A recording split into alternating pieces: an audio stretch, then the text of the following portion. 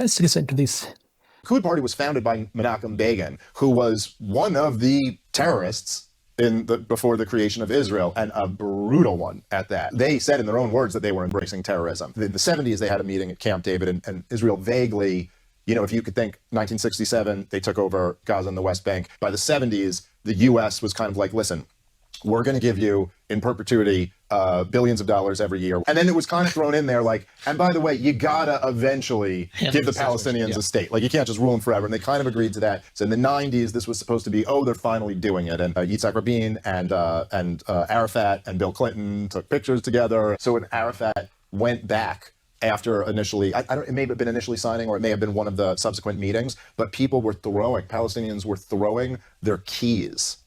And they had their old keys from their homes in wherever these Palestinian villages that are now part of Israel. Like you sold us out, because they're hanging on to some dream that they're going to take back over the whole thing, which is like just never going to happen. So there's political pressure on him there. Yeah. And then, there was also some political pressure on Yitzhak Rabin. Like, there was that right-wing Israeli who murdered him. Yeah, that seems like pressure. So there was also some of that pressure on him. Wow. Traditionally, what the view was that, look, you have to make peace with the Palestinians, otherwise you're never going to make peace with the broader Arab world. That was the traditional thinking, okay? And because the beef with the rest of the Arab world was over the Palestinians, right? And all of them essentially refused to recognize Israel. Either they didn't recognize them at all, or they didn't recognize them having control of Gaza and the West Bank. And essentially what the Netanyahu doctrine was he was like, no, I can flip this thing.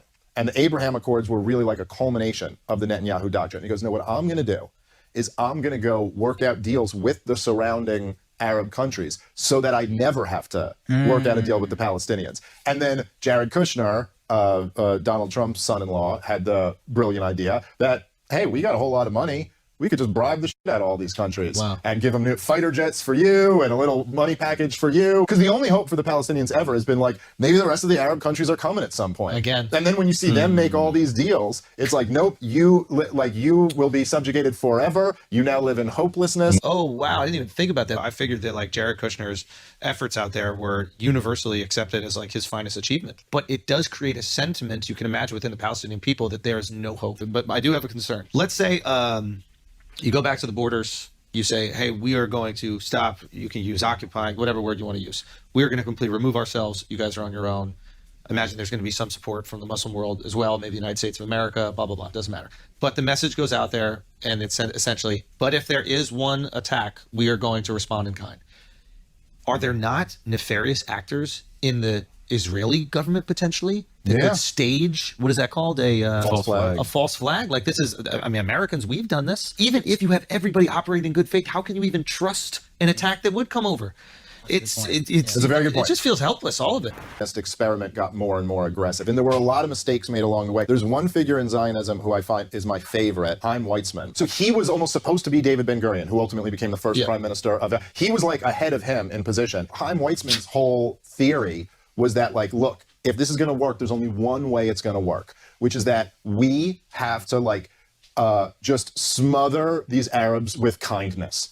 And we got to bring all this investment in and make their lives so much better than their lives were before we got here. And that's the only way that we're actually going to have like a meaningful, sustainable homeland where we're not at war with our neighbors. This was swallowed by the Zionists for a while. And it was really after World War II when like Ben-Gurion and all these other guys, it was almost like, yeah, that was all nice and good before. But like these guys just tried to exterminate us. So now we're going to take what's ours and we're going to do it by any means necessary. If we got to embrace terrorism to kick the British out. And you could see, you're talking like 1946, 1947. But at the same time, you could also go from the perspective of Palestinian Arabs. You're like, hey, we didn't do that. Yeah. Like, that wasn't us. Like, we're like, why are we paying the price for what, like, some Europeans did do? Like, hey, carve up a part of Germany and give it to them if that's what happened.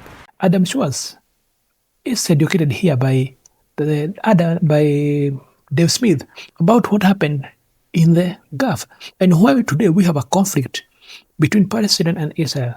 And there's a reason why Palestinian Arabs rejected the idea of the peace treaty that it was given and that was there in 1960s and 1950s. Because, one, you will not take such a treaty, you will not take such a deal when you are allowed majority of the land is taken by foreigners who claim that God has sent them. And this is a problem that today, even today, majority of us don't want to understand that the reality is, we need to understand one thing, that these people are originally were natives on this land. It doesn't care. You cannot use God's word as a claim. It's not something that can stand in court of law. And claiming that 3,000 years ago, we are not living in 3,000 years ago, this doesn't make sense. And there's a reason why Palestinians today are not happy with it. And it's not that they hate certain tribe. No, it's because they want their land back. And if you replace this tribe with Arabs too, they will still fight back because no one will take lightly when you grab their land.